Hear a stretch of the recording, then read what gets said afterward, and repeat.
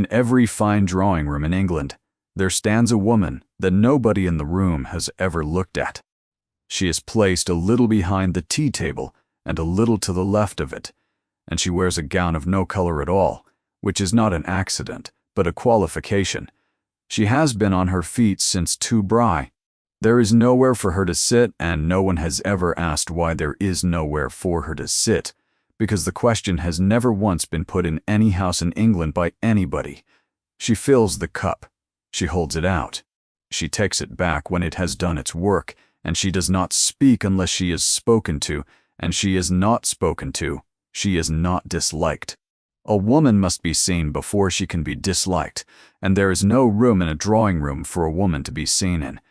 The whole of the room is already taken up by the people who matter. She is a hand. That is the sum of what she is in that room.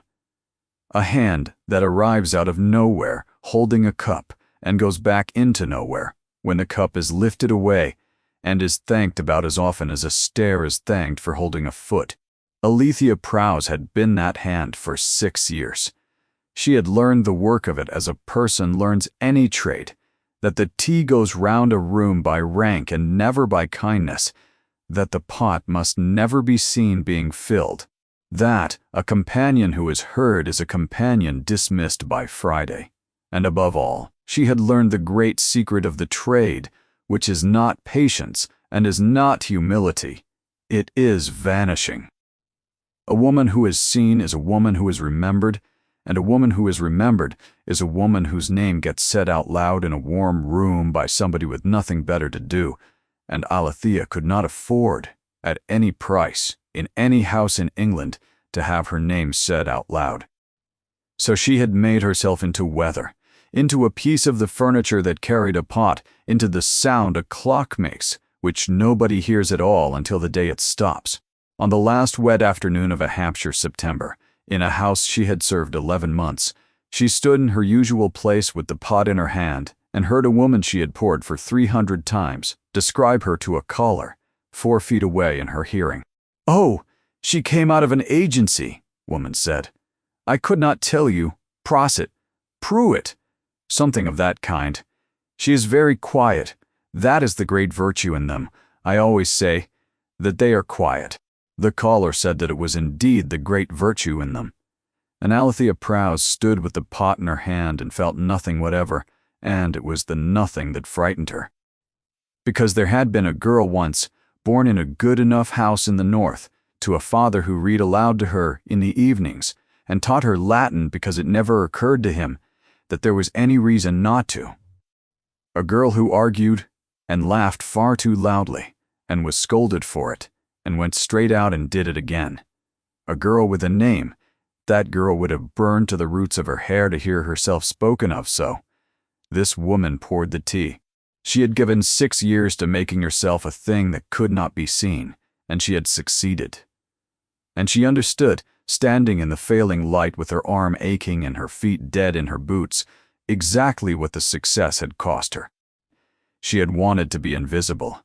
It had not occurred to her in all that time that it might be permanent. The name she could not say was Sarn. Her father had been a clerk in a shipping house, a careful man with weak eyes, who spent more on books than a man in his position had any business spending, and who taught both his daughters together, at the same table, out of the same copybook so that their hands came out so alike their own mother could not always tell one from the other. There were 2 of them. Alethea, who was called Thea in that house and nowhere else since, and Mirabel, who was 4 years the elder and worth 10 of her, and knew it, and never once said so. What happened to Mirabel Sarn happened inside a single winter, and it was in every newspaper in England. A young duke had seen her, and had wanted her, and had then done the one thing no man in his position ever does, which was to say so aloud, in a public room, in front of the people who mattered, with his whole heart. And England opened its mouth and took her to pieces. They said she was a fortune hunter and had been trained to it from the cradle. They said there had been a man before, and that there were letters, and that the letters had been bought and burned. They said her father must have known. Some of them said it kindly, in the voice of people who are truly sorry to have to mention a thing and feel that it must be mentioned. And that was the worst of it, because there is no answering a knife that is sorry. It was not true, not a line of it. Alethea had been 16, and she had watched it happen the way a person watches a house burn from the far side of a river, near enough to see every window go and much too far off to do the smallest thing about it. Mirabelle was turned out of her lodgings in November. It was a cold room, and it was a hard winter, and she took a fever in it, and she was dead before the spring came. Their father was ruined along with her, because a story of that kind wants somebody to blame, and a clerk is cheap. He lived 4 years afterward, and troubled nobody, least of all himself.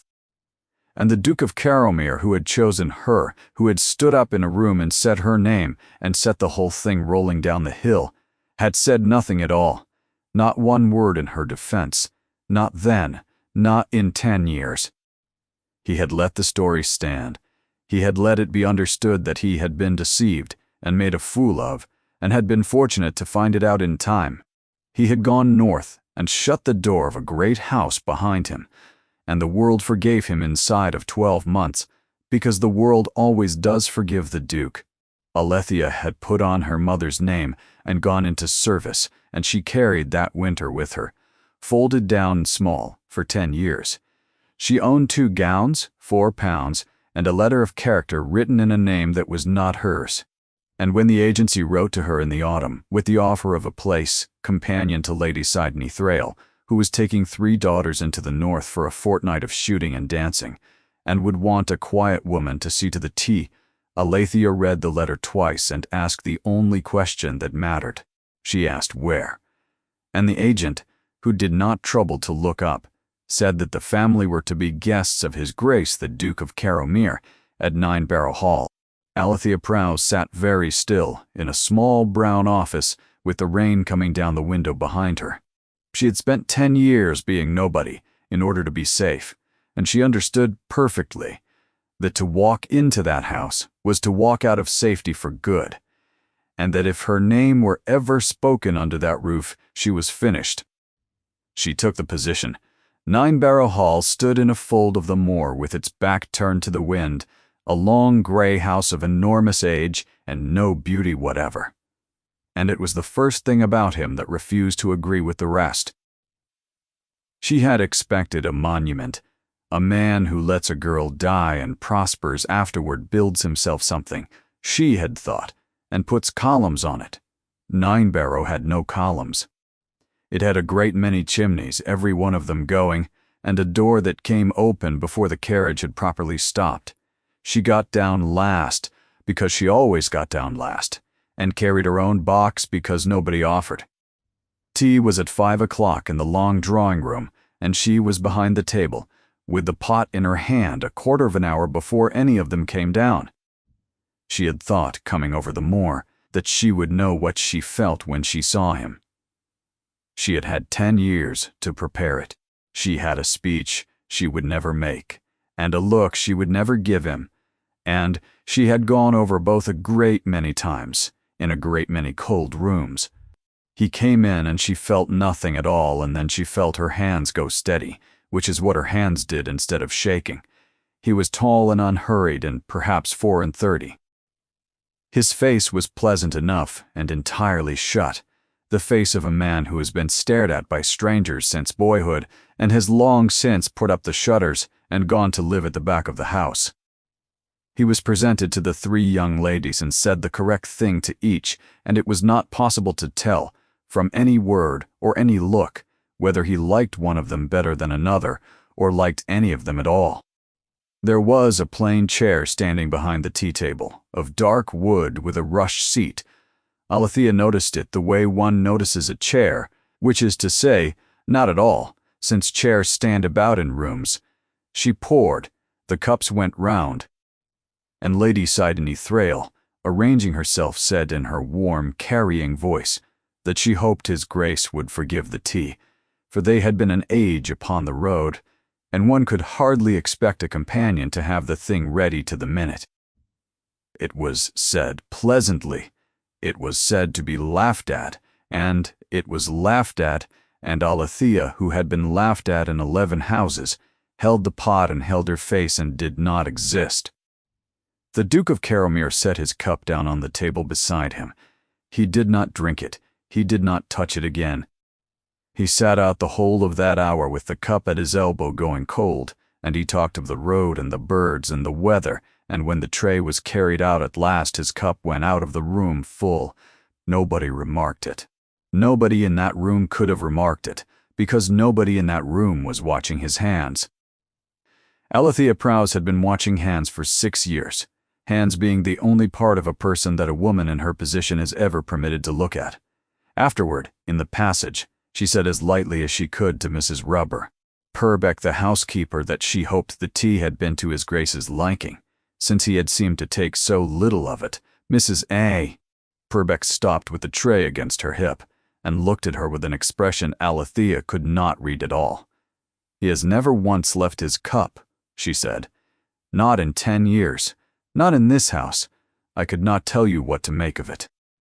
And she went on down the passage, and Alethea stood in the dark and understood that on her first afternoon under that roof something had happened that had not happened in a decade, and that she had been the one holding the pot.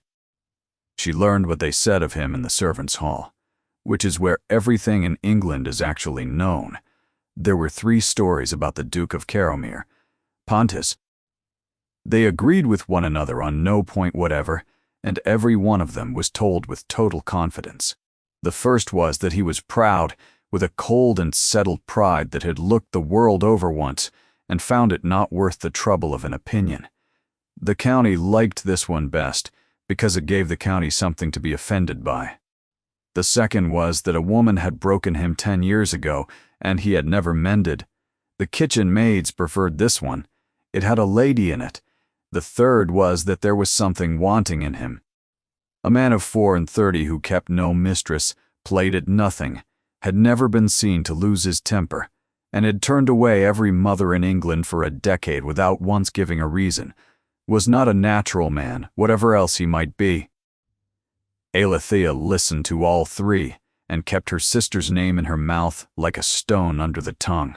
But there was a 4th thing, and it was not a story, and it was the only thing every soul in that house agreed upon, and the second footman told it to her as a joke. The Duke of Caromere had no preferences. That was the whole of it. He did not care which horse was brought round. He did not care what was set before him at dinner. There was a gallery of pictures in the West Passage, and no man living had ever seen him stand in front of one of them a moment longer than another.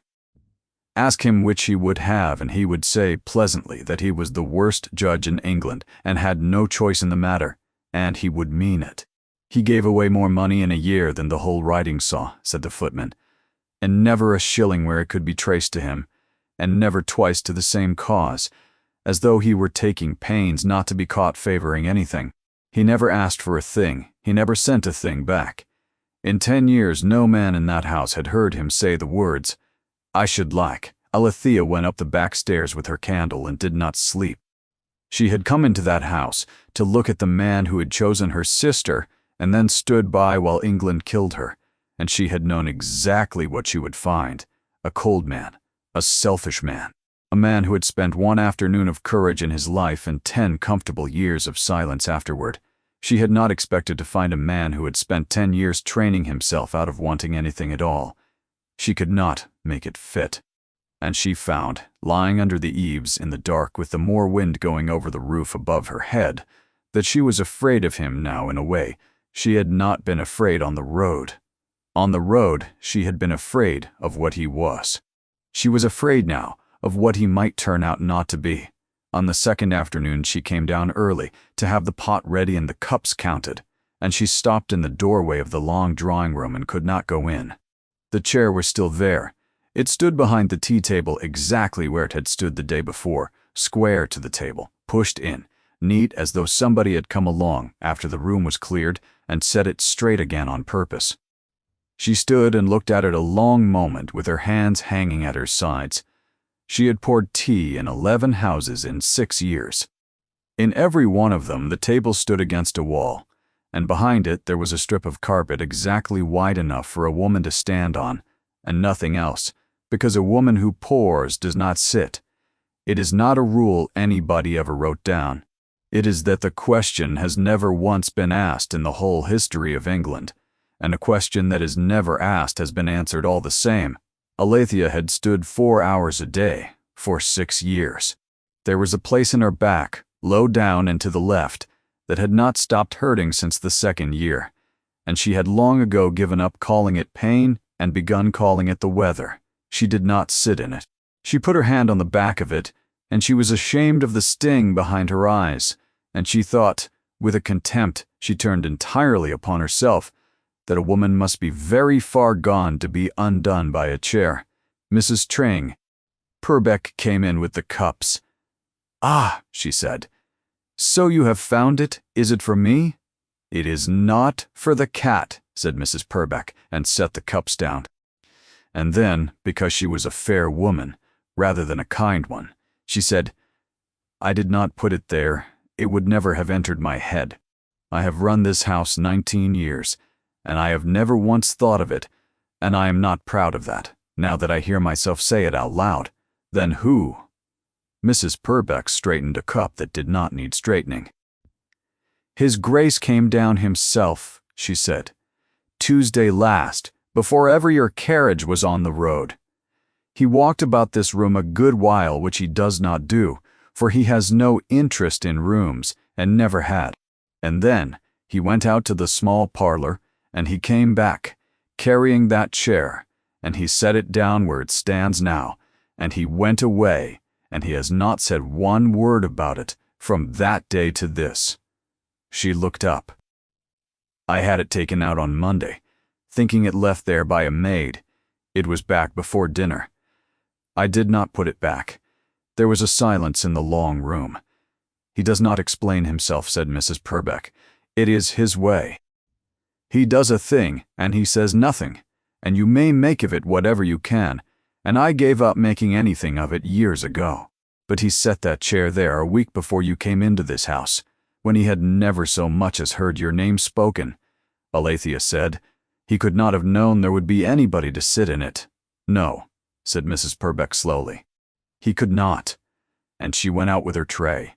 Alethea Prowse stood alone in the long room in the last of the afternoon light, with her hand still resting on the back of a plain chair, and understood that she had been thought about. That was what she could not get past, not the kindness of it. She had met kindness now and then, and had learned to price it, and had generally found that it cost more at the end than it had been worth at the beginning. This was not kindness. Kindness is a thing you hand to a person who is standing in front of you and can see you do it. Somebody in this house had sat down a week before she arrived, in an empty room with nobody watching, and had thought about her feet. In 6 years, in 11 houses.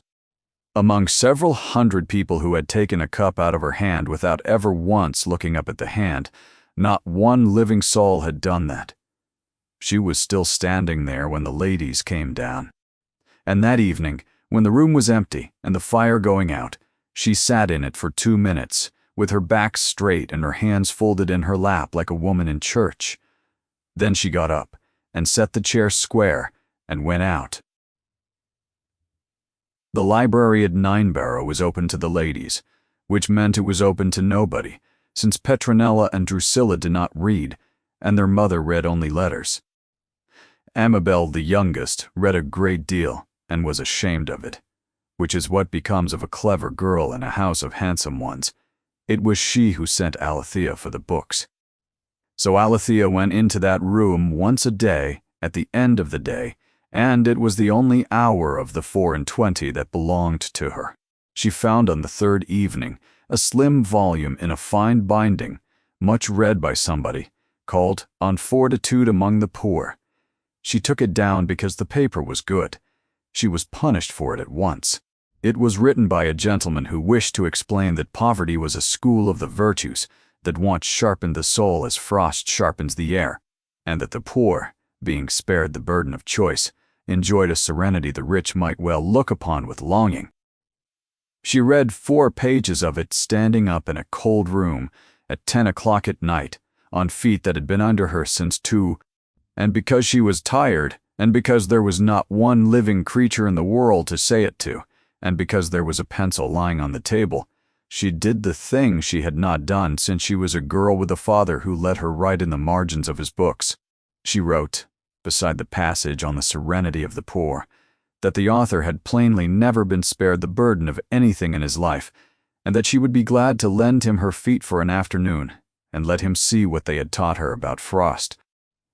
Then she shut the book and put it back, and went up to bed, and thought no more about it, except once, in the dark, with a small, cold turn of the stomach, because that was a servant's hand in a duke's book, and she had been careless.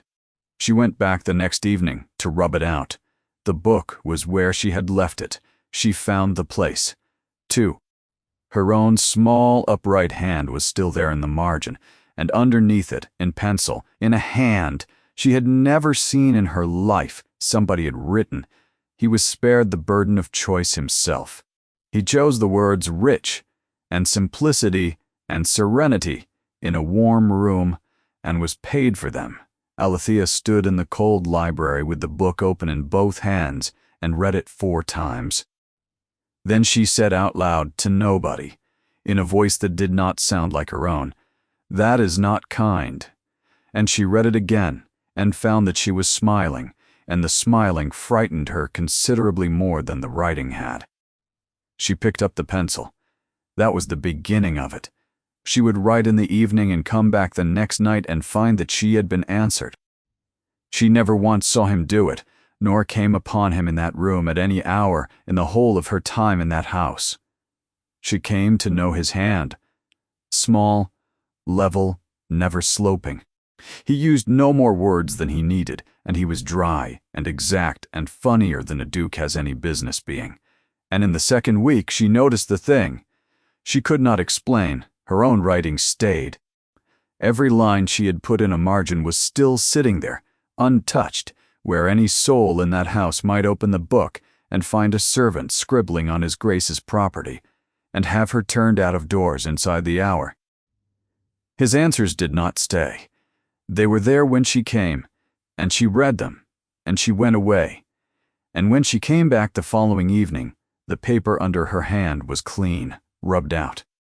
Every trace of him lifted off the page with enormous care, so that not one word in his hand was left anywhere in the world she touched, and only hers remained. She sat with the book open on her knee and looked at the empty margin a long time, and the old thing came up in her, the thing she had lived on for 10 years, which was shame. Of course he rubbed it out. He was the Duke of Carrowmere. She was the woman who poured the tea. He would answer her at night, in pencil, in the dark, where nobody could see him doing it, and then he would go back and take his hand off the page the way a man takes his hand off something that has left a mark on him. He had given her the only conversation she had had in 6 years. He had asked her for nothing in return, and he had taken very great care that not one line of it could ever be laid at his door. She was wrong about why. She would not learn how wrong for a long while yet, and when she did learn it, it would take the ground out from under her feet entirely. She waited, all that first fortnight, for the price. There is always a price. A woman 6 years in service knows it the way she knows the weight of a full pot, without thinking, in the muscle of the arm. Nothing is given. Things are lent at interest, and the interest is collected in a passage after dark, or in a look held a moment too long, or in a small favor asked in a voice that leaves no room to refuse. So she waited. She waited for the chair to be mentioned. She waited for him to come into the library at the hour she was in it, and stand a little too close and say he had been amused by her margins, and see what she would do about it. He never came. She came to understand, slowly, that he was keeping away from that room on purpose, and had arranged the hours of his own house so that he would not walk in upon her. He asked her for nothing. He said nothing to her at all. He passed her in the hall and inclined his head exactly as he inclined it to Mrs. Purbeck, and there was nothing in it, and she went on standing behind the tea table twice a day with her heart going hard against her stays. And the price did not come. Week followed week, and the price did not come, and she found, to her own great confusion, that this frightened her far more than a price would have done. A price could be understood. A price could be paid, or refused, and either way, a woman knew the ground she stood on. This was not ground at all. We will pause here for a moment. If you are enjoying the story, do please subscribe to the channel, and we shall go on. The fortnight at Ninebarrow was a campaign, and every soul in the house knew it, and nobody said so. Lady Sidney Thrale had brought her 3 daughters into the north, the way a general brings up his guns, slowly, in good order, and with a very clear notion of where they were to be pointed. She said, publicly and often, that they had come for the shooting. There was no shooting. It rained 6 days out of the first 8, and the campaign went on, regardless in the drawing room, which was where it had always been going to be fought. And at the end of the fortnight, when the Thrales should have gone home, they did not go home. Lady Sidney announced at breakfast with the greatest good humor in the world that His Grace had been so very pressing, and the roads were in such a shocking state that they would stay another week. Nobody had heard His Grace be pressing about anything, but a duke who will not speak cannot be quoted, and a hostess who is warm enough can make a room believe almost anything. So the fortnight became 3 weeks, and the 3 weeks became a month, and Lady Sidney settled into that house like a hand into a glove, and did not mean to leave without an answer. Petronella Thrale was 28, and handsome in the way of a woman who has been told so for 15 years, and has come to regard it as a profession. She sang a very great deal. So, she had a way of turning her head when a door opened, that she had plainly rehearsed in a looking-glass, and she performed it every time a door opened, and by the 4th day Alethea could have wept for her. Drusilla was 24, and had worked out years ago that she would never be looked at while Petronella was in the room, and had made herself quick and useful and slightly cruel instead, which is the other trade open to a second daughter. She said the amusing things, and generally about people in no position to answer, and Amabel was 21, and read, and was ashamed of it. She was the only one of the 3 who ever came to the tea table, and the only person in that house who said thank you and meant it. Once, on the 4th evening, with her mother across the room, she put her hand quickly on Alethea's wrist and said, low and fast, "You have been standing since 2. I have counted the hours. It is not right, and I do not know how to make them stop," and went away scarlet to the ears before Alethea could think of one word to say to her. Lady Sidney herself was the warmest woman in that house. That was the thing about her. A person could not get round. She was warm. She knew the name of every servant she had ever been introduced to, and asked after their mothers, and meant it while she was asking, and she had a great gift for making a room feel it had been waiting all evening for her to walk into it. Everybody loved her. Alethea, who had reason enough to love nobody, was not entirely proof against it either, and despised herself for it. The Duke of Caromere moved through the whole campaign like a man walking through weather. He was perfectly civil. He listened to Petronella sing and thanked her, and Alethea, watching his hands, saw that he thanked her in exactly the words he had used the evening before, and would have said them to a hedge if the hedge had sung to him. He was asked on the 5th day which of the young ladies had the finer voice, and he said without a flicker that he had no ear whatever, and was the worst judge in England, and Lady Sidney laughed and let it go. And Alethea, 4 feet away with a pot in her hand, thought, "He answered that too quickly. He has an answer kept ready for that question, put by the way a man keeps a coin in the pocket of a coat he does not often wear."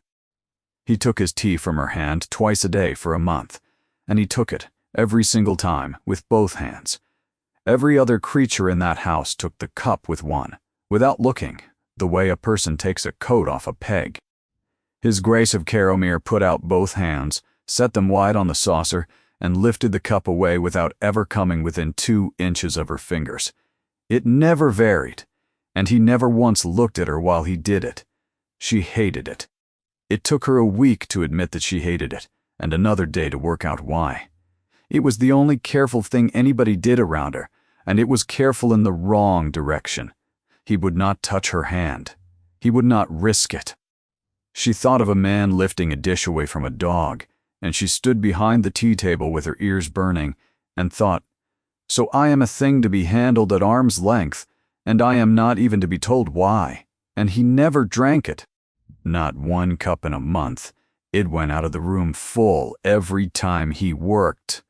That surprised her, having expected him grand and idle. He worked at paper, and the paper went out of 9 barrow by the sackful, and a very great deal of money went out with it.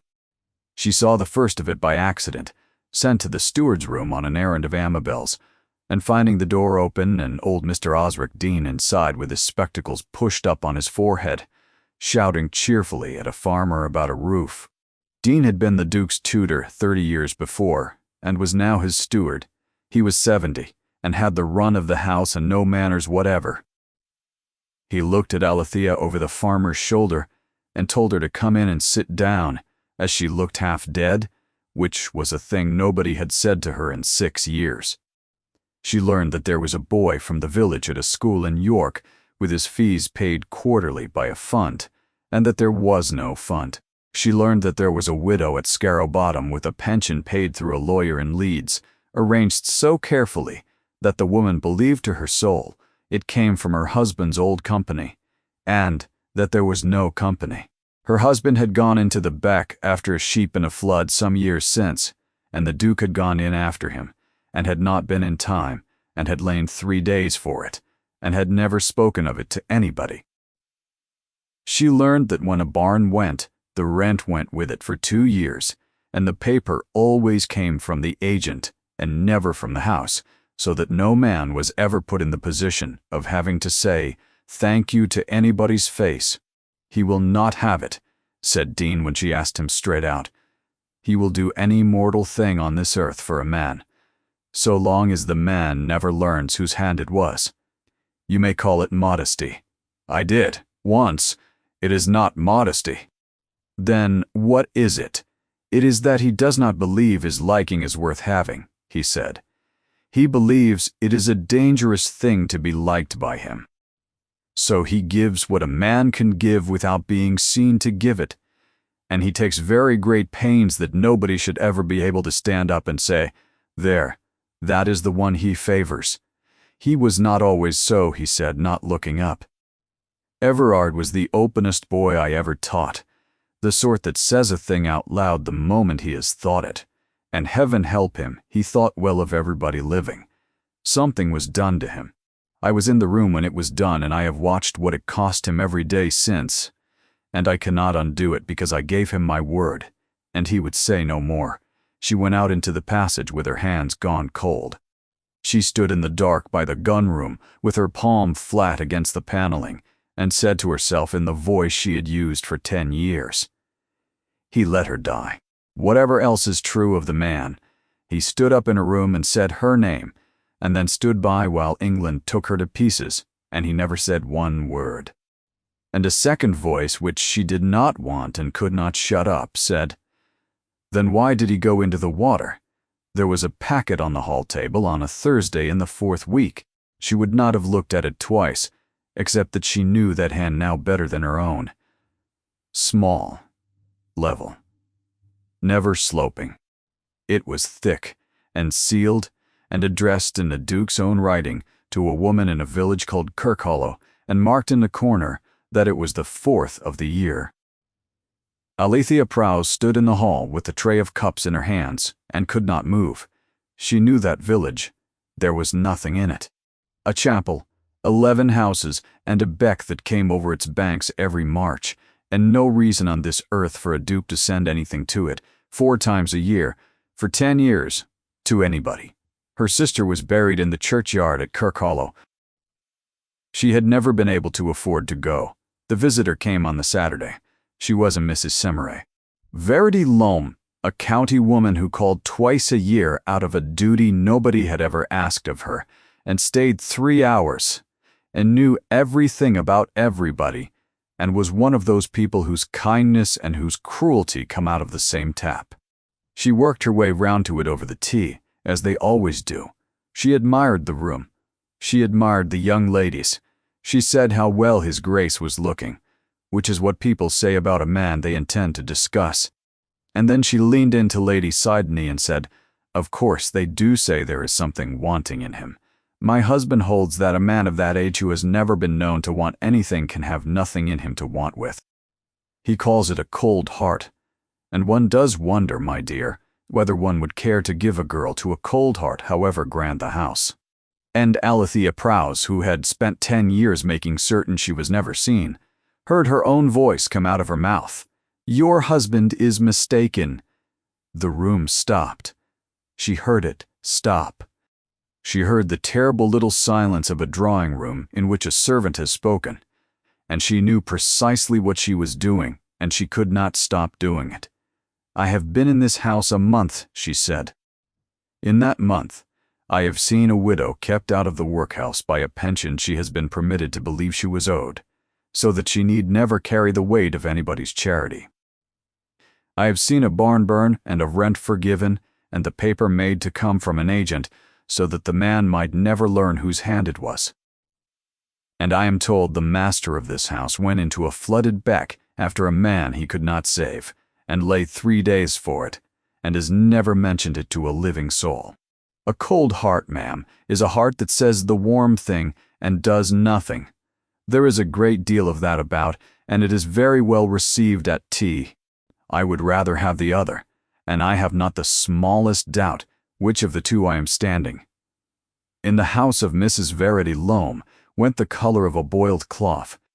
Lady Sidney Thrale set down her cup with great care, and looked at Alethea with her warm and beautiful face, and behind the warmth there was something taking a measurement. Amabel in the window seat had put down her book, and was staring at Alethea with her whole heart standing in her face. And Alethea, hearing the last of her own words go round the room, understood 2 things at once, and they arrived together like a pair of hands closing on her throat. She had ruined herself. A companion who speaks in a drawing-room is a companion who is dismissed by Monday, and she had meant every word of it. She had stood up for the man who had let her sister die, and she would say the whole of it again tomorrow. She went out of that room and up the back stairs and was sick. There was a book on the library table that night, with a page turned down, and she had turned no page down. She opened it with her hands unsteady. In the margin, in that small, level hand that never sloped, there were 11 words in pencil. "Mrs. Loam is not the enemy, but I am obliged to you." Then she took up the India rubber, and she rubbed his 11 words out herself, very carefully, because she was a servant in that house, and she had learned 6 years ago what becomes of a woman whose hand is found where it has no business to be. And she tore off the corner of the page beneath, where the pencil had pressed through and left the ghost of it in the paper, and she put that scrap of nothing in her pocket. She carried it there until it wore to a thread.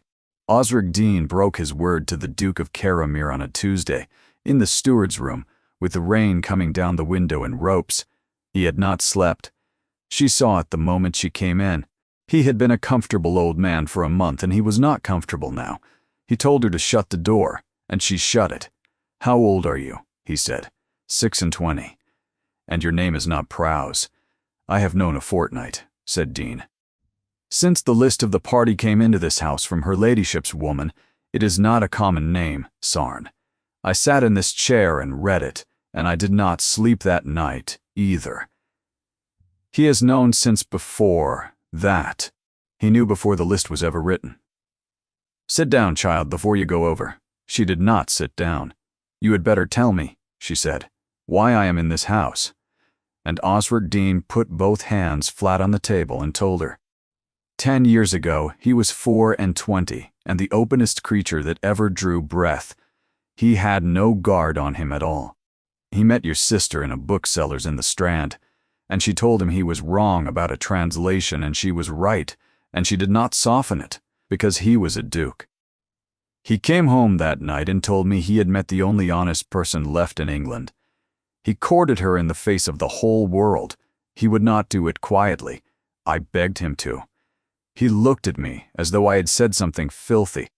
He said a man who will only love where it is convenient does not love anything at all, and that if he crept about it, he would be telling every soul in England she was a thing to be ashamed of, and he would sooner be dead.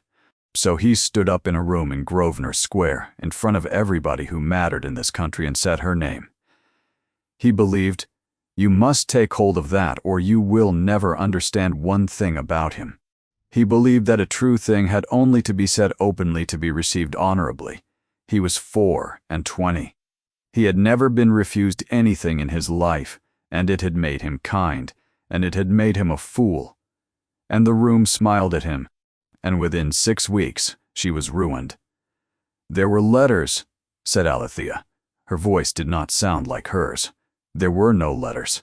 There was a man called Jem Bealey paid £40 to swear that there had been letters, and to say he had had them from her, and to weep a little while he said it. There was never a scrap of paper. There never was any man before. The whole of it was invented out of nothing at all by somebody who wanted him for somebody else, and it was done so well that inside 2 months there was not a house in London that would have her name spoken under its roof. He said nothing. Her voice rose, and she could not hold it down. He stood up, and he chose her, and then he said nothing. He let it happen. He let them do it, and he never once stood up and... He never once stopped, said Dean. He went to every house in London, said Osric Dean. He stood in the halls of men who had known his father, and told them the truth to their faces. He wrote to the newspapers. He offered, before witnesses, to marry her that same week, in any church that would have them. And every word he said in her defense was picked up and turned over and handed back to him as proof. There, they said, see how deep her hooks are in him. A besotted boy will say anything, and the harder he swears, the clearer it is what she must have done to him to make him swear it. The more openly he loved her, the guiltier she looked. His defending her was the last stone in her wall. He had one gift, and it turned out to be poison, and everything he put his hand to in order to save her, he broke, and then she died. He has not chosen anything since, said Dean. Not a horse, not a picture, not a friend. You will have heard them laughing about it in the servants' hall. It is not comical to me. He has spent 10 years making certain that no creature alive can look at him and say, that is the thing he wants. Because the last time the world found out what he wanted, it took the thing away and pulled it apart in front of him, and every hand he put out to save it pushed it further under. You have been standing behind that tea table for a month wondering why he will not look at you. I will tell you why, since he never will. He looked up, and his old eyes were wet and his voice did not shake at all. He has known who you were. From the first hour, he asked for you. There is a fund in Leeds, a thing that exists on paper and nowhere else, which has kept a roof over your head and a character in your pocket for 10 years, and you have never once wondered why the agencies were so very good to a woman with no family and a doubtful name. I am telling you to wonder now. And when her ladyship wrote in August that she would bring her daughters north, he wrote back that she was to bring her companion, and he named you. That man has not asked for anything in 10 years. Why now? Said Alethea. If he has known where I was the whole time, why send for me now? Dean was quiet a moment. Because Jem Bealey died in Leeds in March, he said. A bad chest and a conscience he could not get out from under. He sent for a clergyman, and the clergyman sent for a magistrate, and the magistrate sent for me, because Bealey would not stop saying a name, and the name was Sarn. He put his mark to a paper before 3 witnesses, and he told the whole of it, and who paid him, and where, and in what coin. His Grace has spent 10 years with the truth in his mouth and nothing whatever in his hand. In March he got the thing in his hand, and the very next thing he did before anything else at all was find out where you were living, and from the day you came into this house he has not looked at you once. He takes the cup from you with both hands so that he cannot touch you. He will not go into the library while you are in it. He will not say your name out loud. Alethea Prowse stood in the middle of the steward's room at Ninebarrow, with her hands at her sides. "It is because he is frightened," said Osric Dean. "He is frightened of what happened the last time this world found out what he cared for. He believes, and he has believed it every day for 10 years, and I cannot argue him out of it, that anything he is seen to want will be taken from him and destroyed. He thinks he is keeping you safe. He is keeping you safe in the only way he knows, which is by never once, in the sight of any living soul, permitting himself to look at you. He is doing the only thing he has left. She should have gone. She knew it that night, lying awake under the eaves, with the wind coming over the roof, and she went on knowing it for 3 days. She should have packed the box and taken the carrier's cart to Thirsk and gone back to being a hand in a room. A woman in her position cannot afford to be loved by a duke, and cannot afford to love one. And the plain fact was that this man had killed her sister as surely as if he had put her out into the snow himself, and had done it out of nothing in the world but an open heart, which was far harder to bear than if he had done it out of malice. Malice she could have hated. She had been hating malice for 10 years, and she was very good at it. She could not hate this at all. And that, in the end, was what kept her, though it took her 3 days to see it. It was not love, though love was in it by then, and she had given up pretending otherwise. It was not gratitude, which she had never had much use for. It was that she had spent 10 years as the only living creature in England who knew what had truly been done to Mirabel Sarn, and had carried it alone, and had never once been able to do anything with it. And she saw now that she was not the only one. There was a man under this roof who had carried the same winter for the same 10 years, and had carried it worse, because he believed it was his own doing. Dean could not reach him. Dean had tried for 10 years and given his word and been beaten by it. She could. She was perhaps the one person living who could, because she was the only one who had lost the same thing, and the only one whose forgiveness was worth the breath it took to say, and the only one who could look him in the face and tell him it was not his doing, and be believed. She had come into that house with 2 gowns, £4, and a name she could not say. For 6 years she had been a hand that came out of nowhere holding a cup, and she found, standing at the little window under the eaves at 2 in the morning with the moor black and streaming below her, that she had something to give. She had not had anything to give since she was 16 years old. She stayed. The gale came on the Friday and took the roof clean off the byre at the home farm, and the Duke of Carrowmere was out in it with a lantern up to his knees in the wet. He came in at 3 in the morning, soaked to the skin, and found a fire lit in the small parlor, and a woman asleep upright in a chair beside it, and a pot of tea gone stone cold on the hearth. He stood in the doorway a long time. She woke, and she did not start, and she did not get up. He came in. He said nothing. He went down on one knee at the hearth like any man in his own house, and built the fire up, which is a thing that dukes do not do, and he did it well. And then he sat down on the floor with his back against the stone of the chimney breast, and put his head back, and shut his eyes. Nobody in England had ever seen the Duke of Carrowmere sit on a floor. She poured the cold tea out into the ashes, and she filled a fresh cup, and she held it out to him, and he opened his eyes and looked at it, and he did not take it with both hands.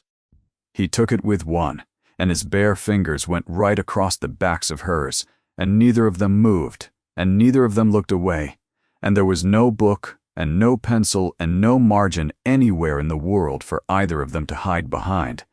It lasted the length of a single breath. It may have lasted an hour. She could never afterward have said.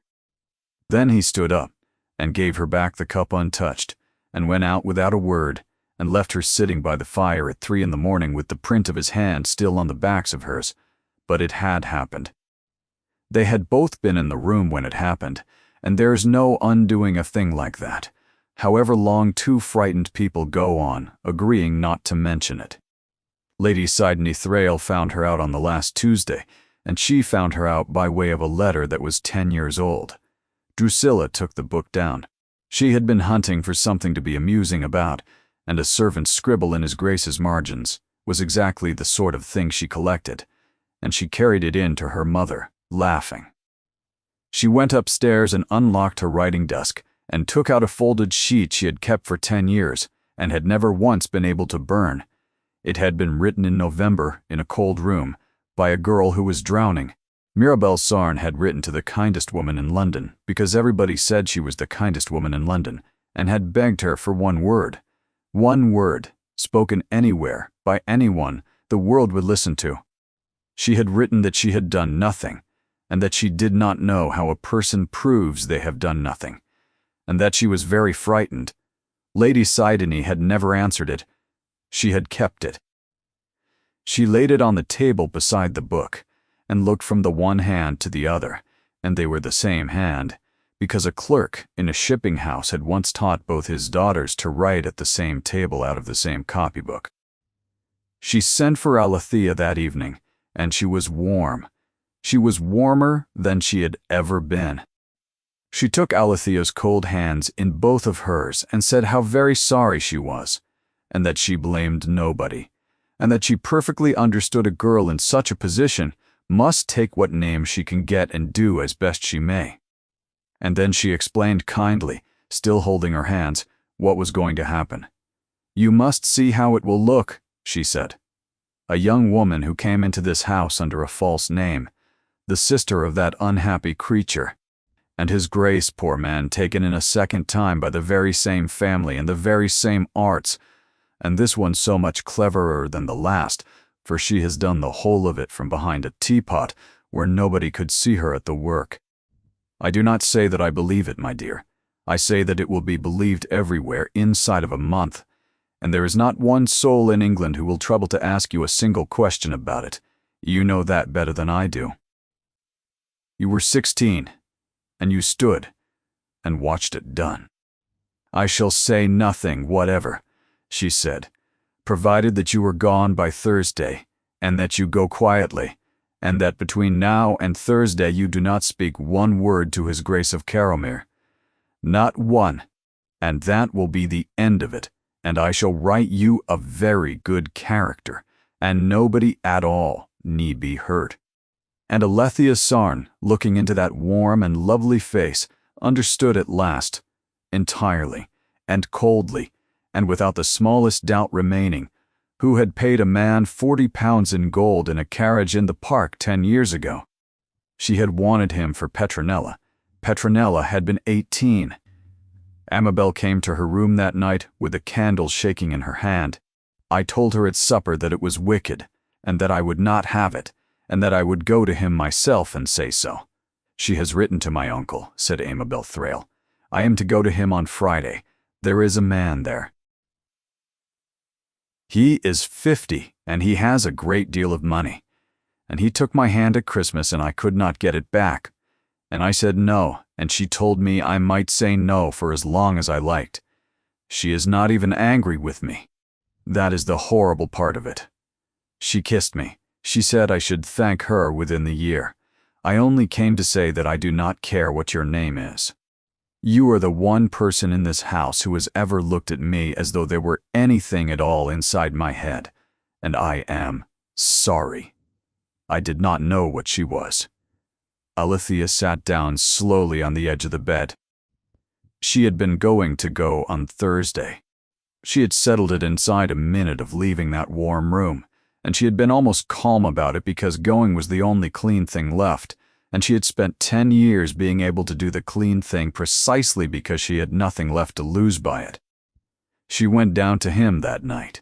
She had never once in that whole month gone to him for anything. The study door stood open, the candles were lit, and the small level hand was going across a paper.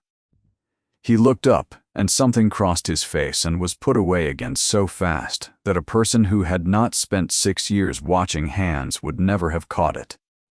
She stood in the doorway and made herself say it plainly, because he was a man who had lost his faith in words, and a plain truth plainly said was the only thing she had to give him. "You must let me go," she said. "You know who I am. You have known from the first hour, and I know that you have known, so we need not spend anything on that.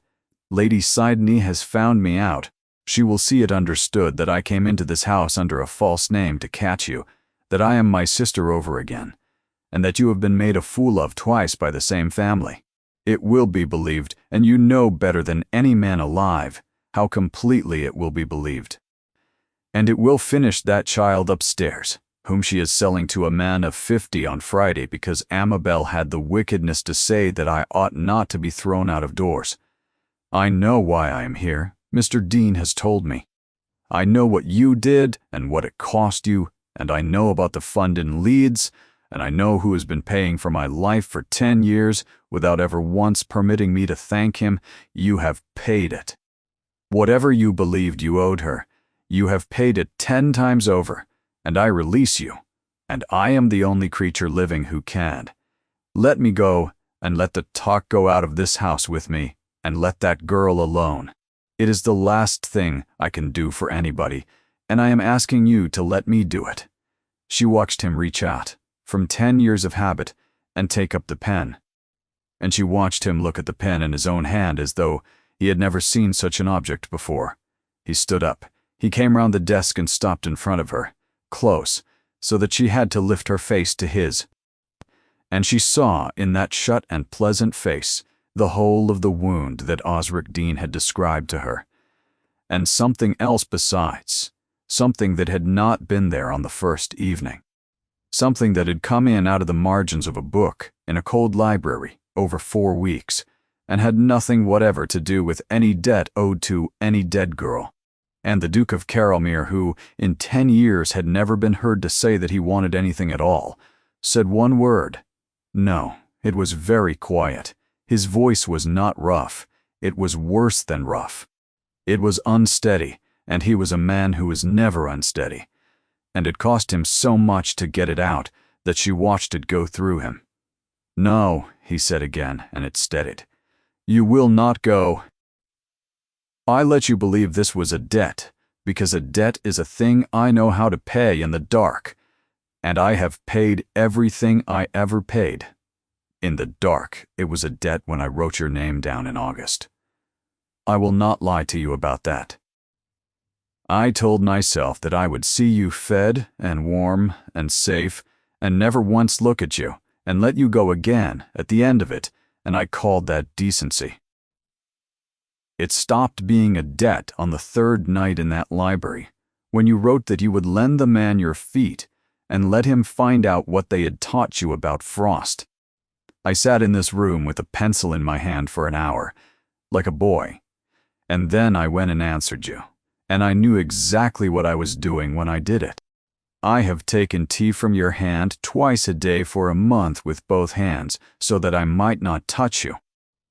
I have not drunk 1 cup of it, because I could not sit in a room full of people and drink a thing you had poured for me and go on pretending that I was not thinking about you." He put a hand on the back of the chair beside him and gripped it. "They took her apart because I loved her out loud, so I decided that if I never once let a living soul see where my eyes went, I could keep the next one safe. 10 years, and never a preference, and never a favorite, and not one thing on this earth that anybody could take from me. I have been so proud of it. And you have stood behind a table in my own drawing room for a month, with your feet dead under you, handed cups by people who could not tell you the color of your own eyes, and I sat in that room and watched it, and I called that keeping you safe. It is the same silence that let them do it to her. I have only learned to do it to myself first, so that nobody else can. And I called it prudence. And I have been a coward for 10 years. Sidney Thrale is going to be answered," he said. "She is going to be answered on Thursday, in front of every soul in this county. And I am not going to do it in the dark, and I am not going to do it through a lawyer, and there will be no fund and no agent and no paper that came from somewhere else. Go to bed, Alethea." It was the first time in his life that he had said her name.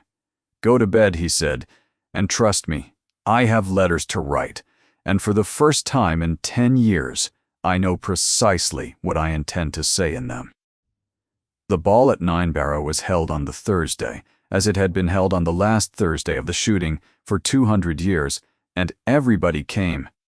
They came from 40 miles, because the Duke of Carrowmere had not danced at his own ball in 10 years, and because the whole riding had heard that Sidonie Thrale had sat in that house a month with 3 daughters and would not go home without an answer. There is nothing in England that will fill a room like the prospect of watching somebody get what they came for. Lady Sidonie was magnificent. She let it be understood, with a great show of not wishing to say anything at all, that dear Petronella had been very much noticed, and she let the small pause afterward do the rest of the work for her. And she had done one thing more, quietly, that afternoon, and she had done it herself. She had gone into the long room where the tea was to be laid at the top of the ball, and she had told a footman, pleasantly, to take away the chair from behind the tea-table, as it was in the way and looked untidy. And she had stood and watched him carry it out. Then she had sent word to her companion to be dressed and downstairs at 9 to pour in her grey gown in front of 200 people.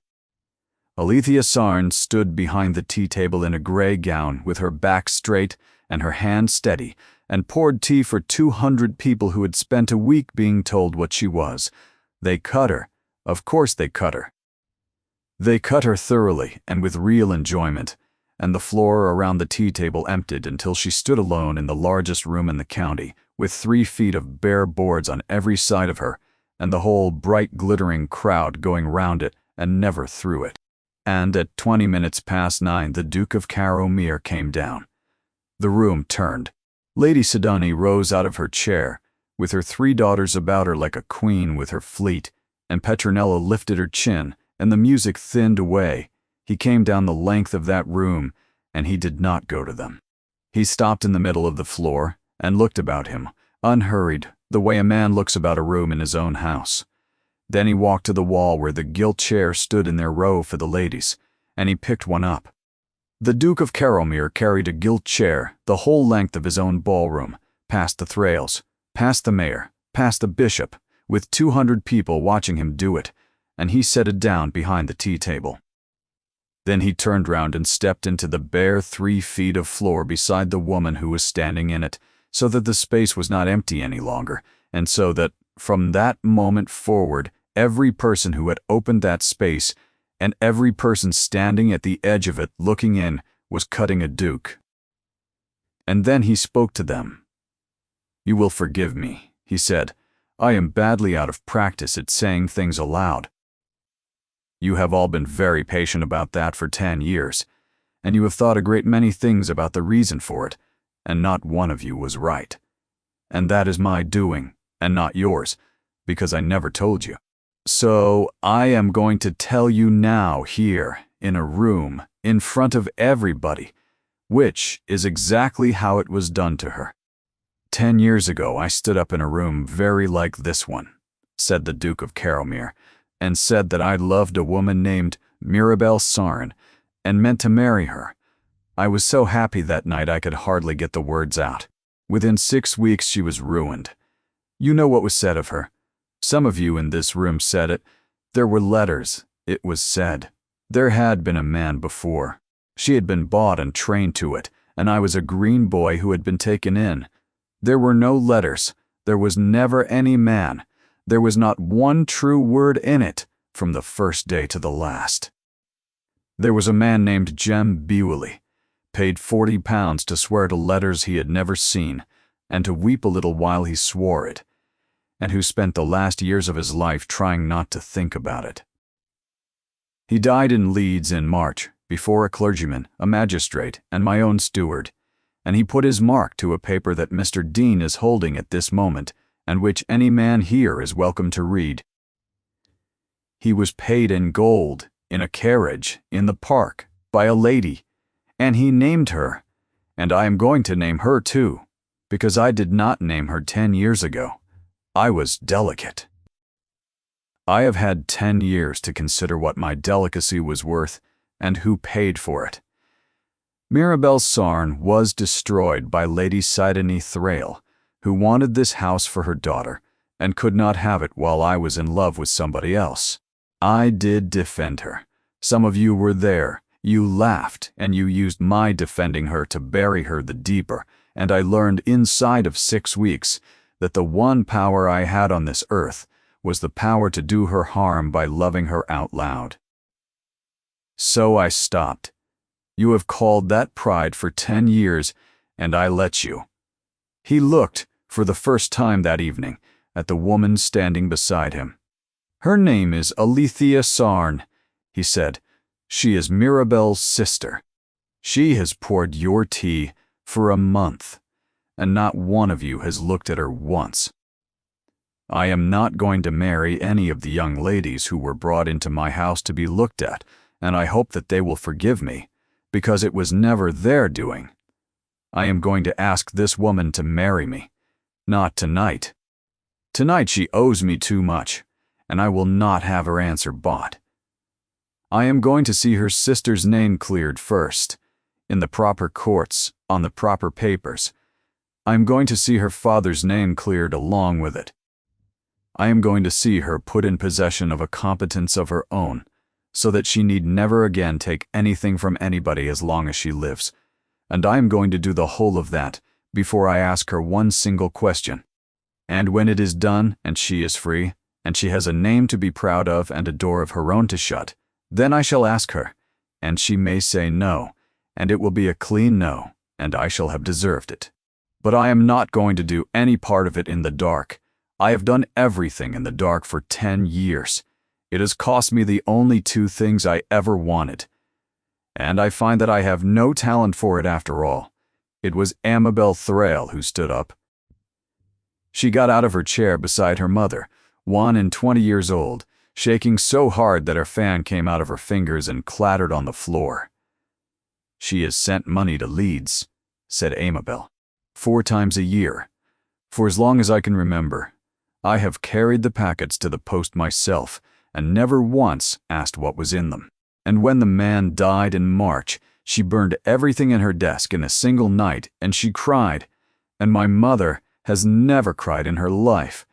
I asked her what was the matter, and she said it was nothing, only that an old servant was dead. I am not a good witness, but I am her daughter, and if I say nothing tonight, I shall have to be her for the rest of my life. Lady Sidonie Thrale stood alone in the middle of 200 people with her lovely warm face gone perfectly still, and the room turned, slowly, all of it, to look at her. She had built the whole of her life on a thing she had buried in a carriage 10 years before. It was standing up now in a duke's hand in front of everybody who mattered, and there was no warmth she could pour over it, and no gracious little sigh she could smother it with, because there was not one person left in that room who would take it from her. She gathered up what remained to her, which was not much, and went out through the crowd, and it opened for her, and it closed again behind her, and there was no triumph in it anywhere that Alethea could find. Only the tired old justice of a buried thing coming up at last into the air, which is never as sweet as the people who have waited for it believe. They cleared Mirabel Sarn's name that spring in a small dry room in Leeds, and it took 4 months and a great deal of money, and there was nobody there to see it done but the 2 of them. There was a paper at the end of it, which said, in the language such papers use, that the charges against her had been false and maliciously procured, and that her name was restored to her and to her family. Alethea read it, standing at a window with the rain coming down, and she read it 4 times, and then she wept, which she had trained herself out of at 17 and had not done since. He did not write her anything. He did not go and stand at the other end of the room. He put his arms round her and let her weep, and said nothing at all, and it was the fullest silence of that whole silent year. She died alone, she said, when she could speak. Ah, that is the thing I have carried. It is worse than all the rest of it put together. I was 16, and I was 2 counties away, and I did not get there in time. She died in a cold room in November, with nobody at all, and I have never once been able to put it down. And the Duke of Caromere said she did not die alone. Alethea went very still against his coat. I looked for her for 6 weeks, he said. She had gone out of her lodgings and left no direction, because she meant that I should not find her, and I very nearly did not. I found her in a room at Kirkhollow with a woman coming into her twice a day. I was there 4 days. I was there at the end of it, and I was holding her hand. I have never told that to anybody. I could not tell you before tonight. It was not mine to spend. She could not look up at him. What did she say? He was quiet a long moment. She made me swear 2 things, he said. The first was that I would never do to another woman what I had done to her. Do not ever choose anyone the way you chose me, she said. It is not a kindness. It is the worst thing you could do to her. And the second was, look after Thea. That was what she called you when you were small. She said it twice. She wanted to be sure I had it. Look after Thea, but never let them see you do it. Not once, not ever, or they will do it to her as well. And I swore it, he said, and I kept it for 10 years. I kept it with a fund in Leeds and a lawyer who did not know my name. I kept it with a chair in a drawing room.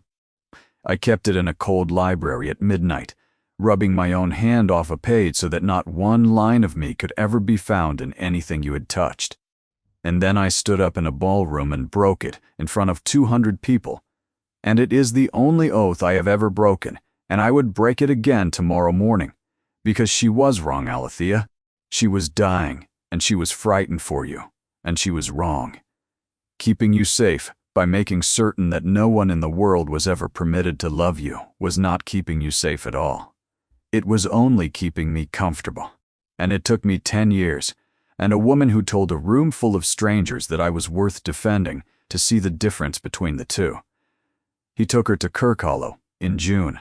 She had been afraid of it for 10 years. She had a picture of it in her head, and in the picture it was a corner of a churchyard, with the grass grown high and no stone at all, because there had been no money for a stone, there having been no money for anything. The grass was cut. Grave was cut in good northern stone, and it was tended, and it had been tended for 10 years, and there were flowers on it in a stone jar that had been carried up that week. There were flowers on it in November. There had always been flowers on it in November. A woman came from the village 4 times a year, and had done since the first spring, paid by a packet that arrived from a house she had never seen, and she had never in all that time been told the name of the man who sent it. He had never once been able to come and stand at it himself. Alethea saw her knelt down in the grass in front of her sister's name, and could not speak at all. He asked her in the autumn, in the library at Ninebarrow, out loud, standing up, in a voice still not entirely steady. He had first put into her hands the deed of a small house in Wensleydale, and 400 a year settled upon her absolutely, and in her own name, so that she could refuse him and walk out of his door and never want for anything as long as she lived. She looked at the papers a long time. "You have made it very difficult," she said, "for me to be sure of my own motives. That was the intention, Everard." "Yes, take the tea from me with one hand," she said, "and then ask me again." They were married at Kirkhollow, in the little chapel with 11 houses round it, because she would be married nowhere else. Amabel Thrale lived with them 2 years, and then married a poor and clever man who could not stop talking about ferns, and was extremely happy, and was not sold to anybody. And there was a thing the Duchess of Caromere did, all the long good years afterward, that no visitor to that house could ever make out. She poured the tea herself. Every morning, at her own table, in her own drawing room, with her own hands. She would not have it done for her, and she would not have anybody stand to do it. And there was a plain chair with a rush seat behind that table, and everybody who came into the room was given to understand that the chair was not to be moved. Great ladies came to Ninebarrow and were poured for by a duchess, and thought it charming and eccentric, and a little affected, and said so in the carriage going home. And her husband, who had given 10 years of his life to making certain that no creature on earth should ever see what he loved, sat where every soul in the room could watch him do it, and took the cup out of her hand with one hand, and let his fingers go across the backs of hers, in front of anybody who cared to look. Nobody who did not know the story could ever have said why. But 3 sisters were brought into that house once, in a wet September, and a county came 40 miles to see which of them would have him, and every last one of them was certain it was settled, and every last one of them was wrong. He had never wanted one of the 3 sisters. He had wanted the woman serving the tea. He had wanted her from the first afternoon, and he had spent a month taking his cup from her with both hands so that nobody in this world would ever find it out.